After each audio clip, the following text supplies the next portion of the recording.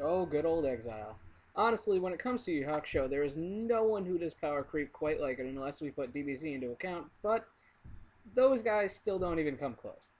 I'm a little partial to not playing errata and banned and restricted since there's no real need to. Honestly, the series is over, so it's not like I'm winning anything, and it's not like actually following the rules is going to change the game to such a degree that shit still won't be broken. So my decks and strategies are based around that style of play.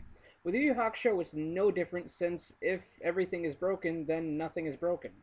When Set 4 came out, it paved way for Broken to landslide itself into the game so that even if you get sets mixed up, which I did for 5 and 6, it honestly wouldn't really make any difference, which it didn't.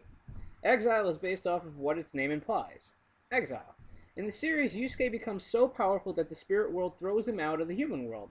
So this shows the end of the Sensui saga, as well as Yusuke meeting people so that he can have a place to go to. About the set card game wise, well, think of set 3, but instead put some Broken to Broken to it. Set 4 throws subtlety under the bus and laughs as it gets run over. This bus is called the Power Creep. Each team who comes out gets a neat new mastery card, and each team in general gets a nice new way to become unable to easily be milled. These cards are what I like to call I always have a hand card, or easier to say would be always resource cards, or again, arcs. Another introduction to the game is the new King card archetype. Kings are to me a really broken new thing to add since they just keep fighting everyone your opponent has until they win. I feel that this is a cool thing, but still a little unfair in that they're made to be powerful. There is also a new card type which I call Team Boosters since they give your team a boost. What's new? Well, card-wise, as I said, there's new Mastery cards and new Arc cards, also the Kings, because we can't forget about those majestic beasts. But as for in general, there are a few really good cards they came out with, such as Billionaire Wages, which we'll see play in almost every single deck ever, Meow, which makes our Pot of Greed into an even better thing ever, In Shadow, which is to me a staple for any deck, and Purgatory, which can mess with some decks and allow for chaos to ensue.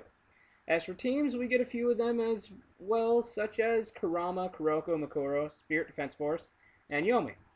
Where does the card game go for here? Well, it honestly stops. Broken has reared its ugly head as well as pretty much, I believe, every team in the game is introduced. At most, we get some new stuff and a few new characters, but honestly, since there are only 2 more sets after this, we don't really have much to look forward to. This doesn't mean the game is bad, it just means that the game is limited.